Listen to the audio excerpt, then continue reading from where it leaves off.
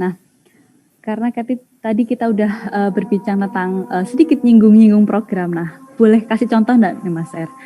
Program K3 apa yang ada di tempat kerjamu yang kita bisa belajar tuh dari situ? Oke, program K3 ya, paling paling mudah. Mungkin yang paling gampang itu ini ya, penggunaan atau program terkait penggunaan alat pelindung diri, yaitu itu paling umum ya, sering benar. kita sering lihat kadang di jalan atau di proyek-proyek konstruksi di sekitar kita. Mungkin ya kita sering melihat ada pekerja memakai helm, memakai sepatu yang agak aneh. Iya, sepatunya agak aneh, benar. Bekerja dia harus menggunakan sarung tangan, kacamata. Itu mungkin salah satu program yang saya ambil contoh, mungkin banyak orang yang sudah tahu, paling umum seperti itu. Kalau boleh tahu nih, di tempat kerja Mas Erik, APD apa sih yang digunakan di tempat kerja? Oke. Bisa dikasih contohnya nggak? Kita pengen tahu nih, sektor migas butuh APD apa? Gitu. Oh gitu. Kami belajar nih. Iya. Ya, jadi APD itu kan secara peraturan ya, Undang-Undang Keselamatan Kerja, Undang-Undang Nomor 1 tahun 1970 itu mewajibkan perusahaan menyediakan alat pelindung diri secara cuma-cuma bagi pekerja. Nah, kewajiban pekerja adalah menggunakannya dan menjaganya dengan benar, dengan baik, seperti itu. Nah, kalau di tempat kerja saya, khususnya di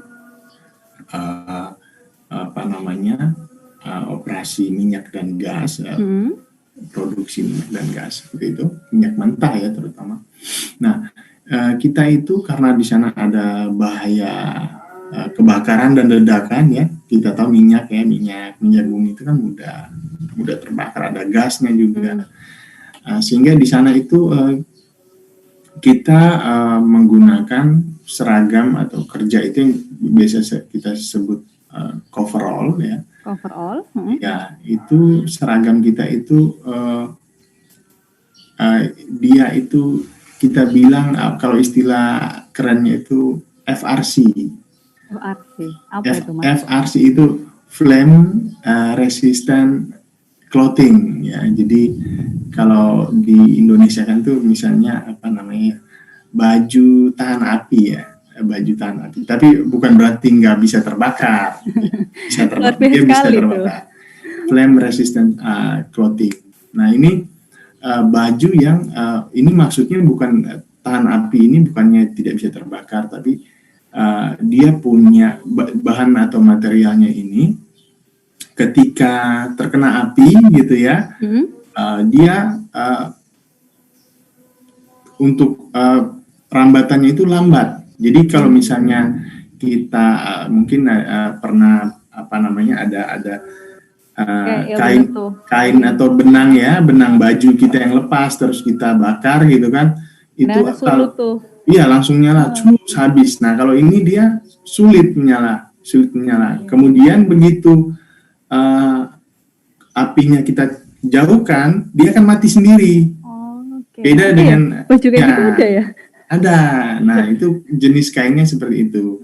Nah, jadi kalau misalnya dia terkena api, dia akan menyalanya lambat. Tapi begitu kita tarik apinya kita jauhkan, yang tadinya menyala langsung padam sendiri dia. Nah, itu yang kita sebut dia semacam tahan api seperti itu. Tapi nggak tahan maling ya, Mas? Tahan api aja ya? Iya, ini contohnya mungkin ya. Biar ahla friends tahu nih kayak gimana model coverall-nya itu. Ya, kalau coverall itu kan seperti ini ya, biasa. Ya, seperti ini ya. Seperti dia. Tapi kalau bahannya saya tidak bisa, maksudnya tidak harus dipegang dan dirasa ya. Tapi kalau ini dia seperti ini, dia panjang terus ada. Jadi kayak piyama gitu ya? Iya, betul. Terus ada ini? Reflektor ya. Itu untuk contoh untuk baju kerja. Termasuk kalau di tempat saya itu sudah perusahaannya berinovasi, jadi tidak hanya baju kerja, Jadi untuk wanita berhijab, nah hijabnya itu begitu masuk ke fasilitas pemrosesan minyak mentah tadi, hijabnya bahannya sama. Jadi Oke. kalau Mbak Tias masuk ke situ pakai hijab biasa, itu tidak dibolehkan. Dia harus menggunakan hijab yang flame resistant, Oke. seperti itu. Jadi kalau istilahnya zaman sekarang itu hijab friendly ya. Hijab friendly dan macam-macam tuh. Iya. Jadi termasuk berinovasi ya dalam Berinovasi. upaya untuk meningkatkan kenyamanan tenaga kerja seperti itu. Betul. Jadi untuk para pekerja perempuan, nah khususnya yang ke lapangan ya, khususnya yang pekerja perempuan yang ke lapangan, itu yang menggunakan hijab, mereka diberikan secara cuma-cuma hijab FRC tadi. Nah, kemudian selain helm, baju, ada juga helm ya. Helm, oke. Gimana helmnya tuh? Contohnya seperti ini ya, helm kerja seperti ini. Cukup kuat ya. Kemudian ada juga pelindung pendengaran. Helm ini pelindung kepala ya. Ya, ini pelindung kepala. Kemudian ada juga pelindung pendengaran ya. Pelindung pendengaran. Itu apa Mas? Bisa pelindung dijelaskan? earplug. Oh, kita sebutnya earplug, ini pelindung untuk telinga ya. Ada juga yang tipenya yang besar yang kita sebut earmuff. Tapi seperti ini kah? Ya, ada yang seperti itu, tapi saya nggak bawa contohnya karena di kantor ya, di tempat kerja. Kemudian ada juga ini masker. Masker yang seperti ini ya, masker, salah ya, seperti ini maskernya ya, maskernya seperti ini. Ini ada filternya. Ya, nah kalau untuk warna ungu ini kita biasa untuk pakai untuk debu dan partikel. Debu dan partikel. Iya, jadi ada masker yang biasa ya, masker biasa seperti masker yang masker medis gitu ya, untuk perlindungan orang di tempat kerja untuk COVID. Ada juga masker-masker khusus seperti ini untuk misalnya untuk bahaya-bahaya lain seperti partikel dan debu, atau untuk bahaya bahan kimia biar tidak terhirup seperti itu. Ya, kemudian apa ya tadi ya, helm, baju pelindung udah, kepala udah, telinga ya, udah, apalagi itu Mas? Masker, terus sarung tangan ya, sarung tangan kerja juga ada ya. Jadi misalnya seorang teknisi listrik, dia akan punya sarung tangan yang non konduktor atau tidak mengalirkan arus listrik gitu. Kemudian ada juga sepatu kerja ya, sepatu kerja itu mungkin sudah sering lihat kalau ada proyek-proyek konstruksi di sekeliling kita itu pekerja-pekerjanya menggunakan sepatu yang agak ya tidak seperti biasa lah, tidak seperti orang kantoran gitu kan ya. Nah itu mungkin itu salah satu contohnya sepatu keselamatan atau sepatu safety seperti itu Mbak Tias. Oke. Ini saya pernah nih Mas jalan di suatu proyek. Nah, tiba-tiba di proyek itu tuh ada helm warna-warni tuh, ada yang warnanya merah, kuning, hijau, putih. Ada juga yang kadang-kadang warnanya pink. Nah, apakah ada artinya tuh dari helm yang dipakai oleh tenaga kerja itu? Apakah suka-suka kita ingin pakai warna apa, itu terserah kita, atau memang ada maknanya dari setiap warna di helm safety itu? Iya benar ya. Berarti Mbak Tias jeli juga ya kalau berkunjung ke suatu tempat atau perusahaan. Nah, jadi kalau pewarnaan helm itu sendiri warna helm itu sendiri di tiap-tiap perusahaan itu punya prosedur atau regulasinya masing-masing. Jadi misalnya Mbak Tias kalau ke perusahaan A, bisa saja mereka di sana ada helm biru, hijau, putih. Perusahaan B nanti mungkin lain lagi gitu kan, cuma ada merah dan putih. Tergantung kebijakan di perusahaan itu. Nah, kalau di tempat saya itu ada beberapa warna helm yang diatur di sini. Ada yang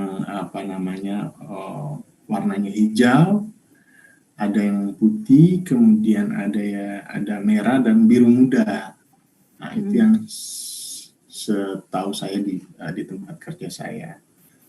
Nah, ini ada artinya nih, ada arti-arti, ada apa namanya, maksudnya kalau dia pakai helm hijau itu apa gitu.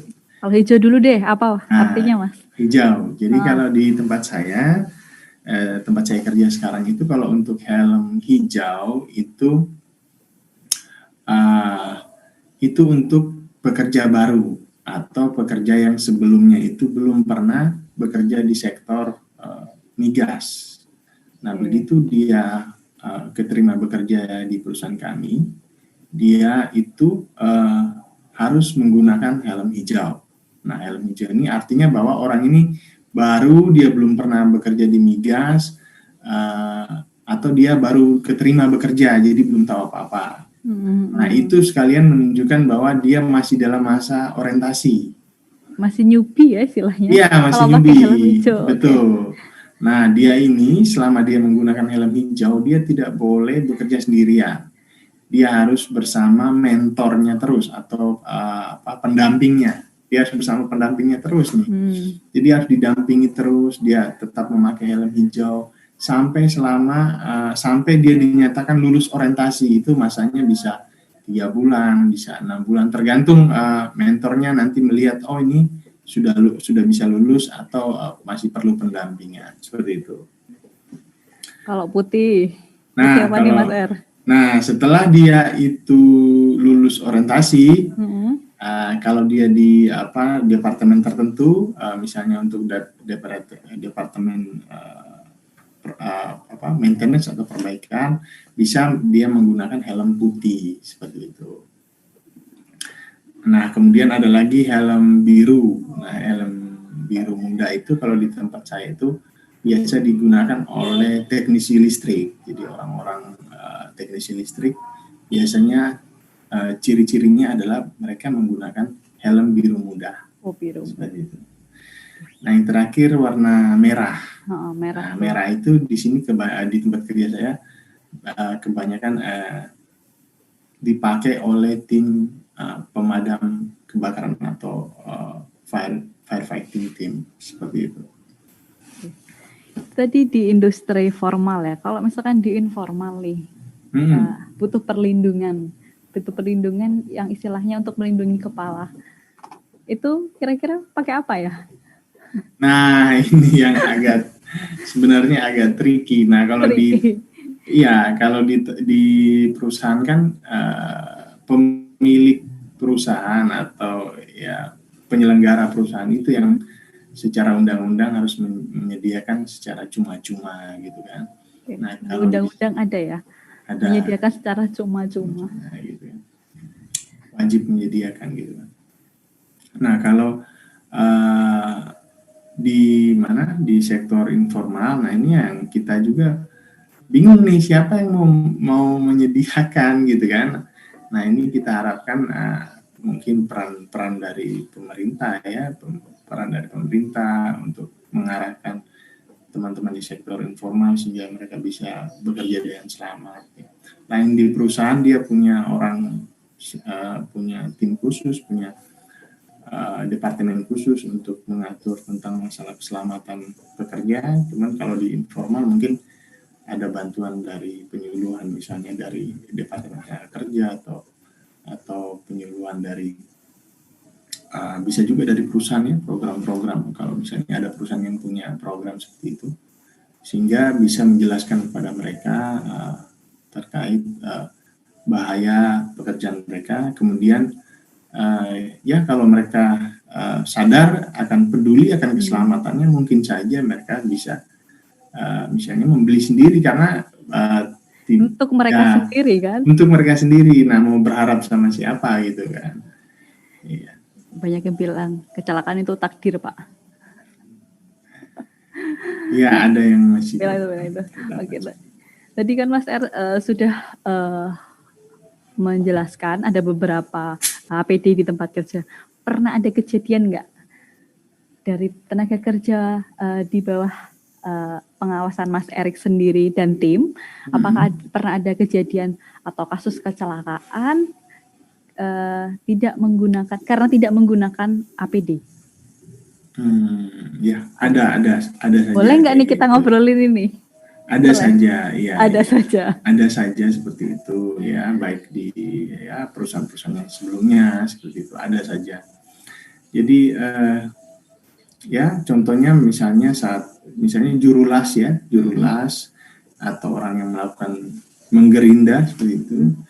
Mereka ketika saat mengelas atau menggerinda tidak memakai pelindung mata, kacamata keselamatan, itu bisa saja itu sering, bukan bisa sering itu percikan daripada pengelasan gerinda itu ya, Oke. serbuk-serbuk besi itu akhirnya masuk ke mata, jadi matanya itu mengalami gangguan. Oke, itu Nah itu bisa ya sering, karena bisa serbuk bisa itu ya. ya, itu salah satu contoh yang mungkin gampang ya, seperti itu Mbak, kalau di tempat kerja. Jadi kalau pertanyaannya ada atau tidak, ya ada, pasti ada itu. Pasti ada ya. Oke. Dan itu ya tanggung jawab perusahaan, tanggung jawab orang petugas keselamatan dan kesehatan di sana untuk bisa mengajak teman-teman pekerja ini mau menggunakan APD yang diberikan itu dengan kesadaran, dengan maunya mereka sendiri. Kok tadi terkait programnya, Mas Erik ambil contoh pemakaian APD di tempat kerja, saya mau tanya ini, kendala apa sih yang ditemukan selama menerapkan program K3 di tempat kerja? Apa ada kendalanya? Oke, sip. Jadi ya kalau kendala ya seperti untuk program APD tadi, kendalanya itu ya banyak. Ya diantaranya itu misalnya pekerja itu merasa tidak nyaman. Tidak nyaman tuh. Ya, misalnya menggunakan helm terus berkeringat, berat di kepala ya, tidak nyaman, akhirnya dilepas. Nah itu ada, terutama pekerja yang baru-baru belum terlalu terbiasa seperti itu. Kemudian misalnya penggunaan masker ya, terutama orang pekerja-pekerja yang misalnya perokok, kayak akhirnya sering dilepas, kemudian ngap ya mungkin. Saat betul Mbak Tias, jadi saat memakai masker itu merasa seperti tidak kesulitan bernapas seperti itu, karena ya, pertama tidak biasa, yang kedua juga ada faktor lain sehingga akhirnya merasa tidak nyaman kemudian dilepas. Nah ada juga misalnya ukuran daripada alat pelindung diri yang diberikan itu ukurannya tidak pas dengan si pekerja, akhirnya misalnya sepatunya terlalu longgar atau kacamatanya itu buram gitu. Buram ya, misalnya kena sering berembun ya kacamatanya, akhirnya sia-sia, akhirnya karena sering berembun kacamatanya akhirnya dilepas tuh. Bosan ya, misalnya pekerja berembun dilap, bosan, akhirnya dilepas aja. Saya sering berembun. Seperti itu kendala-kendalanya di tempat kerja. Jadi mulai dari ukurannya mungkin tidak sesuai, kemudian dari pekerja yang tidak nyaman ya, mungkin nggak terbiasa seperti itu. Oke.